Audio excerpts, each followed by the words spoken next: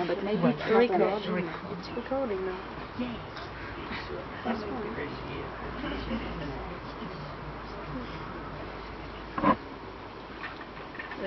As was said on Sunday, and there was a very important story told on Sunday, because it encapsulates, it brings together what it has been inquired about over these last months. But you know, over these years, it is not the custom to make statements or enunciate some truth that one is expected to believe. Everything has to be processed by yourself and coming to your own conclusions as to whether in fact it's valid or not. But over these last months, there's been the question asked over and over and over again, what is this Dharma? What is this Tao? This purpose of life, this will of God? And the stories that have been told have been to the end of elucidating that, perhaps making it clear to us from our own experience. And it seems that it brings us to a place where we recognize that these names, this Tao, this Dharma, are abstractions.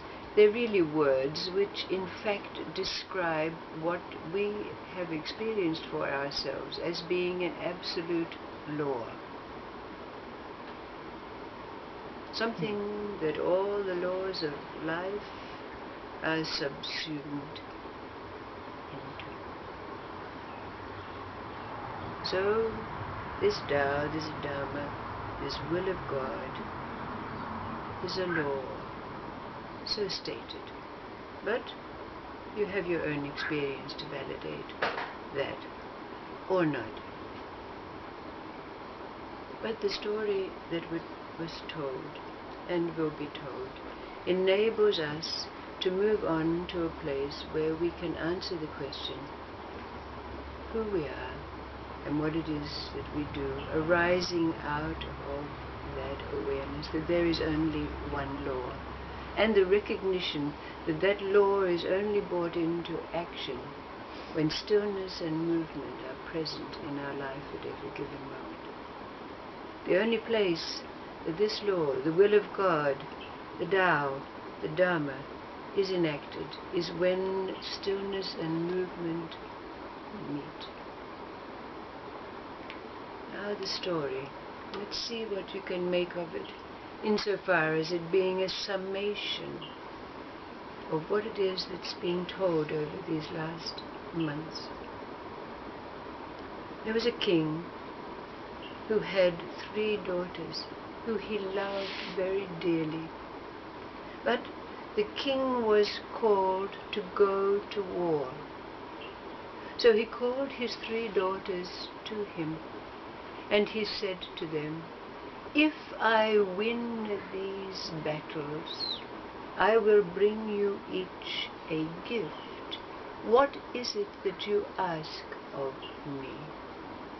Now the first daughter asked for a diamond in the shape of a star, and the second daughter asked for a gown woven out of pure gold thread, and the third daughter said, "Father, I only ask that you come back to us safely." "Not enough," said the king.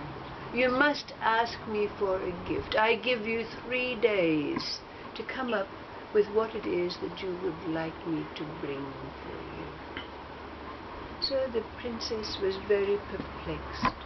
She went out and she sat by the lake in the garden of the palace, and she was weeping a little bit because she could not think of anything to ask of her father the king. But as she was sitting there, an old woman came by and asked her, "What is it that's troubling you, my child?" And she said, of course, that she couldn't think of a gift to ask of her father. The old woman said, "That's very easy. You must ask for Elijah's violin." "Oh," said the princess, "I will." So after the 3 days were up, and the princess went into the presence of her father, the king. He said, well, what is it you want me to bring? And she said, Father, I want you to bring me Elijah's violin. Oh, said the king, yes. So the king went off to war, and he won his battles without any trouble at all. And then he had no problem in finding the diamond in the shape of a star for his first daughter. And the gown woven in gold was also an easy task for him. But no one seemed to know about Elijah's violin. He asked his generals, and they hadn't heard of it. He asked his wise men, and they couldn't find it in any of the books. He asked the soothsayers, and they couldn't find it in the stars. So the king, being who he was, set out on the quest. He had to find Elijah's violin. So he went off in his ships, and his travels and his quest took him to the four corners of the world without success. But then, one day, he found himself at the mouth of a cave. And when he entered the cave, there was an old man there with a long white beard, who asked him, what was it that he was seeking? And he told him, I'm seeking for Elijah's violin. Oh, said the old man, Elijah's violin is in the possession of the monarch of this realm, and he has a daughter who has been turned to stone. He's decreed that anyone who saves his daughter will be given whatever gift it is that he asks for. And then the old man took out from beneath his raiment 3 threads, and he said, these threads are from the bow of Elijah's violin. When you come into the presence of the princess, throw these threads into the fire.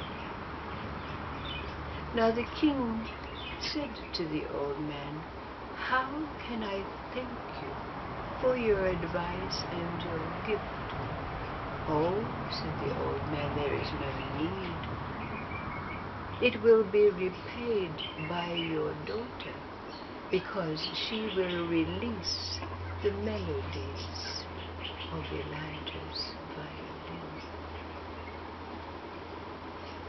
So the king took his leave, and with his entourage of soldiers they approached the gates of the palace of the monarch of that particular kingdom. But at the gates, the king said to his soldiers, you camp out here. I must enter this place on my own. So the king was escorted into the presence of the monarch, explained why he was there. And the monarch said, well, you have to realize that my decree says that if you are not successful in healing my daughter, you will lose your life, said the king. And they proceeded to the chamber of the princess. Now when the king entered the chamber, it was like ice. Even though there was a fire blazing in the hearth, the air was chilled. And when he looked at the princess, indeed she was as though